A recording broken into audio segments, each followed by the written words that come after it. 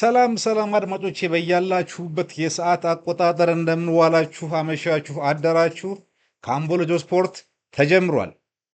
በእንግሊዝ ፕሪምየር ሊግ 11ኛ ሳምንት ቀጣይ ጨዋታዎች ዛሬ ቀጥሎ የተካሄዱ ሲሆን ሰንደርላንድ በሜዳው መሪውን አርሰናልን አስተናግዶ ሁለት አቻ ተለያይተዋል። ለሰንደርላንድ ባላርድ በ36 ብሮበሪ 90 ሲደመር 4 ተጨማሪ ሰዓት ላይ ሲያስቆጥሩ ለአርሰናል ደግሞ ቡካዮ ሳካ እና ሊዮናርዶ ትሮሳርድ ሁለት ጎሎቹን አስቆጥረው አቻ ተጠናቀዋል። ምን አይነት ድንቅ ጨዋታ ነው ያየ ነው! ይሄ ጨዋታ ለእንግሊዝ ፕሪሚየር ሊግ ማስታወቂያ ሊሆን የሚል ጨዋታ ነው። በተለይ ለገለልተኛ ተመልካቾች በጣም በጣም በጣም ደስ የሚል የነበረ ጨዋታ ነው። ፈርስት ሃፍ ላይ ሰንደርላንዶች ቀድሞ ጎል አግብተው አርሰናልን አስደንግጠው ነበረ። እንደ ለባዶ ነበረ ረፍት የወጡት። ጨዋታው በጣም ፍትጊያ የበዛበት ጨዋታ ነበር። ግራኒት ዣካ በዚህ ጨዋታ ላይ ልዩ ነበረ። ግን አርሰናል ከረፍት እንደተመለሱ ሰንደርላንዶች ጥፋት ሰርተው በአማካይ ቦታ ላይ ተጫዋቻቸው ኳሱን ማቀበል እየቻለ ይዞ ቆይቶ ነበር። በዛች የተገኘችውን ኳስ ቡካዮ ሳካ በድንቅ ሁኔታ በግራ እግሩ ወደ ቀኝ ጠጋ አድርጎ አክሮ የምታት ኳስ አንድ አቻ አርጋቸዋለች። ከዚህ በኋላ ጨዋታው ዋን ወይ ትራፊክ ነበር ማለት ይቻላል። ከ46ኛው ደቂቃ ጀምሮ ከረፍት በኋላ ጀምሮ እስከ 76ኛው ደቂቃ ድረስ ጨዋታው ጠቅላላ ወደ ሰንደርላንድ ሜዳ ነበር የሚሄደው።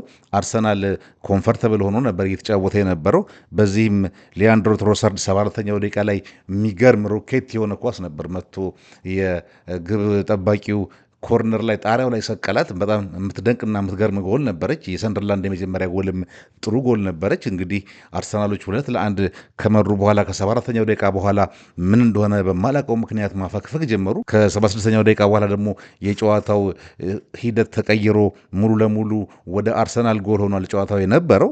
በዚህም አርሰናል ላይ ጫና በዝቶበታል። ይህን የተመለከተው አሰልጣኝ ሚካኤል አርቴታ እንደውም ተጨማሪ አምስተኛ ተከላካይ አስገብተዋል። ማስኬራን ኤዜን አስወጥቶ እና ለመከላከልና ውጤቱን ዞ ለመውጣት ሞክሮ ነበር። ግን የማታ ማታ ሰንደርላንዶች ማጥቃታቸውን ቀጥለው ከቀኝ መስመር የተሻማችውን ኳስ ብሮበሪ የሚባለው ተጫዋቻቸው 90 ሲደመር 4 ላይ አቻ አድርጓቸዋል። ብሮበሪ እውነትም ይሄ ሮበሪ ነው፣ ራሱ ዘረፋ ነው የሚባለው ጎሉ ራሱ። ግን ሰንደርላንዶች የሚያንሳቸው ውጤት አይደለም፣ አቻ መውጣት ቢያንስ ይገባቸዋል። የሰንደርላንድ የመጀመሪያውም ሁለተኛውም ጎሎች ሲገባ ስቴዲየም ላይት የነበረው ጩኸት በጣም ከባድ ነበር። ጣሪያው ራሱ አለመገንጠሉ የሚደንቅ ነው። ግን ቅድም እንዳልኳችሁ ገለልተኛ ሆኖ ለሚመለከት ተጫዋቾች ለሚመለከት ተመልካች ይሄ ጨዋታ ለእንግሊዝ ፕሪሚየር ሊግ ማስታወቂያ መሆን የሚችል ነው።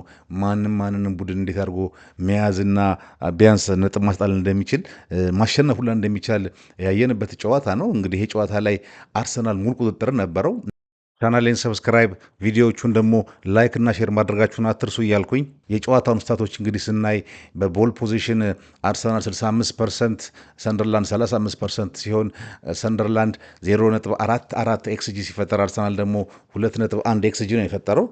ትልልቅ ደግሞ የጎል ዕድሎችን በመፍጠር አርሰናል 4 ዕድሎችን ፈጥሯል፣ ሰንደርላንድ 2። አርሰናል 17 ሹቶችን ሲያደርግ ሰንደርላንድ 6 ብቻ ነበር ያደረገው። ይሄ ጨዋታ እንግዲህ አርሰናል በብዙ መንገድ የተቆጣጠሩ እንደሆነ ነው የሚያሳየው የጨዋታው ስታቲስቲክሶች። ግን በሚገርም ሁኔታ ጨዋታው ኃይለኛ ገለት የተጠናቀቀ ጨዋታ ነበረ። ለማንኛውም እንግዲህ በዚህ ሁኔታ ቀጥሎ የእንግሊዝ ፕሪሚየር ሊግ መሪው አርሰናል ነጥብ በመጣሉ ነገ የሚደረገው የሊቨርፑልና የማንቸስተር ሲቲ ጨዋታን የበለጠ ተጠባቂ ያደርገዋል። ይሄ ጨዋታ እንግዲህ አርሰናል አሸንፎ እነዛን ሌሎች ተከታይ ቡድኖች ማንቸስተር ሲቲንና ሊቨርፑልን ጫና ውስጥ ይከታችኋል ተብሎ የተጠበቀበት ጨዋታ ነበር። ግን ሰንደርላንድ ላይ ሄዶ ነጥብ ጥሏል አርሰናል። ለነገሩ ይሄ ነጥብ መጣልም አይባልም። ሰንደርላንድ ጠንካራ ቡድን ነው። እስካሁን ድረስ ባለው በደረጃው ላይ እንኳን አራተኛ የነበረ ነው። አሁን ወደ ሶስተኛ ከፍ ብሏል በ19 ነጥብ። ስለዚህ ሰንደርላንድ ጋር ሄዶ አቻ መውጣት ለአርሰናል መጥፎ ውጤት አይመስለኝም። ግን ይሄን ጨዋታ ያላያችሁ ካላችሁ እንደምትመለከቱት ብትችሉ ሃይላይቱን፣ አለበለዚያ ደግሞ ሙሉ ጨዋታውን ጋብዛችኋለሁ። ለዛሬ ያስኩላችሁ አጭር ፕሮግራም ይሄን ነበረ። ነገ እስክንገናኝ ድረስ ሰላማችሁ ይብዛቻው።